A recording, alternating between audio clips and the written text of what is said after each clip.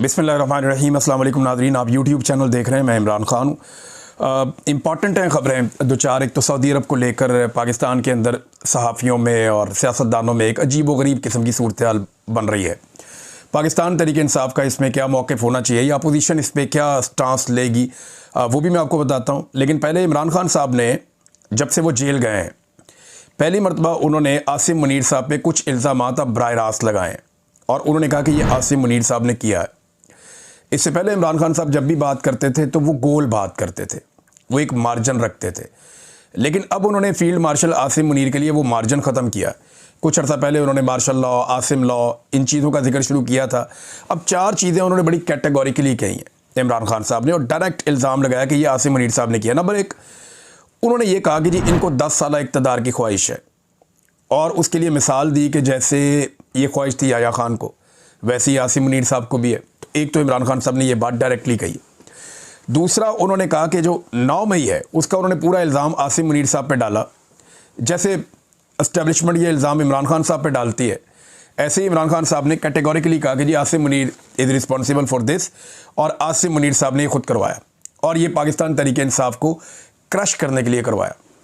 अंग्रेज़ी में भी उनके ट्वीट आ चुके हैं। नंबर 3, मैंडेट चोरी की जिम्मेदारी इमरान खान साहब ने डायरेक्टली डाल दी है कि मैंडेट चोरी किया गया और उसके पीछे भी यही है। तो ये भी इमरान खान साहब ने डायरेक्टली एक इल्ज़ाम। और चौथा जो है, और ये तीनों चीज़ें इल्ज़ाम क्या है, सारी दुनिया हकीकत जानती है। बाज़ लोग बोल नहीं सकते, बाज़ लोग बात कर नहीं सकते, लेकिन हकीकत तो सारे ही जानते हैं कि मिलिट्री एस्टेब्लिशमेंट ने क्या किया इमरान खान साहब के साथ, और उसमें जो पेश हैं वो आर्मी चीफ ही हैं, उन्हीं के फैसले चलते हैं। नंबर 4 जो है, फ़ौज को ज़ाती मकसद के लिए इस्तेमाल करना। ये इमरान खान साहब ने बड़ा अहम नुक्ता उठाया कि फ़ौज के कंधे को इस्तेमाल किया जाता है ज़ाती ख्वाहिशात की तकमील के लिए, अपने इक़्तिदार को लंबा करने के लिए। और ये याया खान ने भी किया था। तो इमरान खान साहब ने वो एग्जाम्पल्स कोट की हैं और उनके ट्वीट के अंदर ये चीज़ें बड़ी वजाहत के साथ सिंपल करके उन्होंने सामने रख दी। तो ये पहली बार इमरान खान साहब इतना क्लियरली आ रहे हैं आसिम मुनीर साहब के बारे में। तो क्या इमरान खान साहब जेल से एक फ़ाइनल राउंड शुरू कर चुके हैं? ना सिर्फ आसिम मुनीर को वादे पैगाम दिया इमरान खान साहब ने, बल्कि chief justice Pakistan justice Yahya Afridi के लिए भी एक लेटर लिखा, जो वो इमरान खान साहब की बहन अलीमा खान लेकर निकली और उन्होंने कोशिश की सुप्रीम कोर्ट में कि वो चीफ जस्टिस के चैम्बर में जाएं और जाकर वो लेटर चीफ जस्टिस के हवाले करें। लेकिन वहाँ इंतज़ामिया ने रोक दिया। उन्होंने कहा जी आप नहीं जा सकते, जब तक कि रजिस्ट्रार ऑफिस से इजाज़त नहीं मिलती आप नहीं जा सकते। उन्होंने कहा जी इमरान खान साहब का खत है। लतीफ़ खोसा साहब ने कहा जी एक साइला है, साहिल है, तो वो अगर चीफ जस्टिस के पास जाना चाहें तो अब जाने दें, वो ख़त देना उन्होंने। तो इस पर उन्हें रोक दिया गया। लेकिन ख़त मैं आपको बता देता हूँ, ये उसका उर्दू ट्रांसलेशन है जो याया अफरीदी साहब को इमरान खान साहब ने ख़त लिखा। ख़त ये है, मैं आपको सिर्फ 31 किलोमीटर के फासले से लिख रहा हूँ, मगर सुप्रीम कोर्ट के दरवाजे मेरे और मेरी अहलिया के लिए बंद हैं। 772 दिनों से ज़ायद एक 9x11 के पिंजरे नमा सेल में ज़बरदस्ती की खामोशी, तन्हाई और दुनिया से कटाव के कैद खाने में मैं मुसलसल तन्हाई की कैद का सामना कर रहा हूँ। मेरे खिलाफ 300 से ज़ायद बेसरोपा, झूठे और सियासी बुनियादों पर कायम किए गए मुकदमात खोले गए हैं। पाकिस्तान ने कभी ऐसा जुल्म नहीं देखा जो मुझ पर, मेरे ख़ानदान और दुनिया भर में मेरे हामियों पर ढाया जा रहा है। मुझे अखबारात और किताबों तक की रसाई से महरूम रखा गया है। वकला और अहले खाना से मुलाकातें एक शख्स जनरल आसिम मुनीर की ख्वाहिशात और मर्ज़ी के मुताबिक कभी कराई जाती हैं और कभी मनसूख कर दी जाती हैं। मेरे बेटों को अपने वालिद से फ़ोन पर बात करने के बुनियादी हक़ से भी महरूम कर दिया गया है। सियासी कारकुनों को मुझसे मिलने की इजाज़त बिल्कुल नहीं है। ये कैद कभी भी कानूनी नहीं रही, बल्कि ये सोचे समझे मंसूबे के तहत डाली गई नफसियाती अजियत है ताकि मेरी हिम्मत तोड़ी जा सके और मेरे ज़रिए 25 करोड़ पाकिस्तानियों के हौसले को कुचला जा सके। ये आइन, कानून की हुक्मरानी और मेरे प्यारे वतन पाकिस्तान के जमहूरी मुस्तकबिल पर एक मुस्तकिल हमला है। मेरी अहलिया बुशरा बीबी एक कर्नल के हुक्म पर गैर इंसानी और तौहीन आमेज़ सलूक का शिकार है, वो भी तन्हाई की कैद में है। इनका इलाज रोक दिया गया है। उन्हें टीवी या किताबों तक रसाई नहीं दी जा रही, ना ही बैरूनी दुनिया से कोई ताल्लुक़ रखने दिया जाता है। उनकी सेहत मुसलसल बिगड़ रही है, लेकिन उनके डॉक्टर को मुआयने और इलाज की इजाज़त नहीं दी जा रही। पाकिस्तानी कानून औरतों को महज इनके सनफ़ी मकाम की वजह से ज़मानत में ख़ुसूसी रियायत देता है और हमारी आला अदालतों ने करार दिया है कि ख़वातीन कैदी रियायत की मुस्तहिक है। लेकिन बुशरा बीबी के मामले में ये उसूल यकसर मुअत्तल कर दिया गया है। ये जुल्म की इंतहा है। इनके तमाम कानूनी हकूक़ उनसे छीन लिए गए हैं कि वो सिर्फ़ मेरी अहलिया है। पाकिस्तान भर में हज़ारों कारकुन और हामी जेलों में सड़ रहे हैं।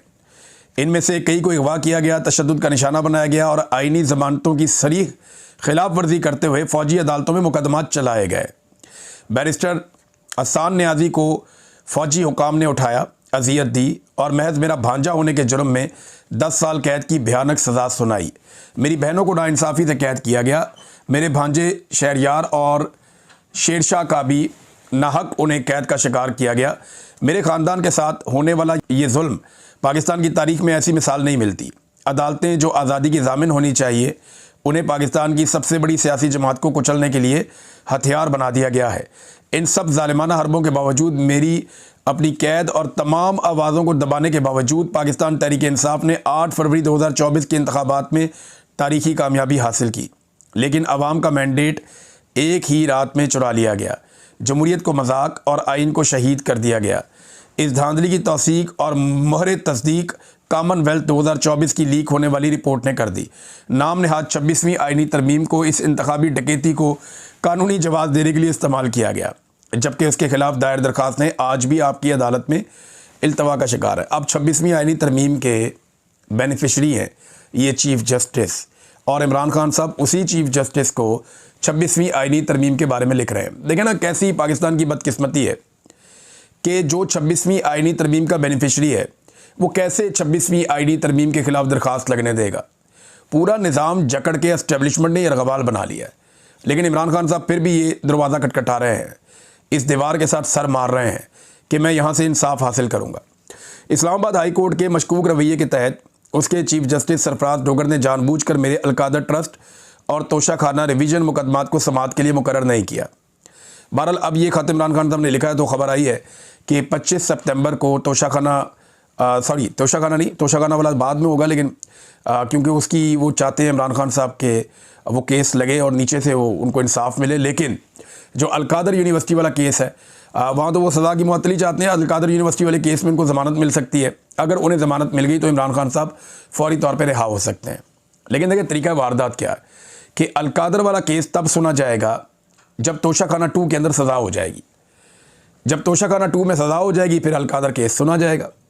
अब इमरान खान साहब के पास 2 ऑप्शन है, या तो अलकादर केस में उनकी फौरी तौर पे ज़मानत हो और वो बाहर आ जाएं, और तोशाखाना 2 में जब उनको सज़ा हो तो वो फिर अदालत से रुजू कर लें, या दूसरा केस उनके पास एक ऑप्शन ये है कि वो तोशाखाना 2 के अंदर समाअत को रुकवा दें कि जनाब ये समाअत आप रोकें, ये केस ठीक नहीं सुना जा रहा, तो वो समाअत को रुकवा के उसके बाद अपनी बेल हासिल करें और फिर बाहर आ जाएं अलकादर वाले केस में। लेकिन एस्टेब्लिशमेंट नहीं चाहती कि इमरान खान साहब बाहर आएँ, और इस वक्त जनरल आसिम मुनीर और इमरान खान के बीच में एक लड़ाई चल रही है। कोई माने या ना माने, ये लड़ाई एक्चुअली एस्टेब्लिशमेंट और इमरान खान के बीच में। अब इनमें से जो जीतेगा वही आगे बढ़ेगा। अवाम इमरान खान के साथ खड़ी है, जबकि एस्टेब्लिशमेंट ने अपनी होशियारी से दुनिया में कुछ ताकतों को काबू कर लिया है। पाकिस्तान में पूरे निज़ाम को उन्होंने यरगमाल बनाया हुआ है। भारत और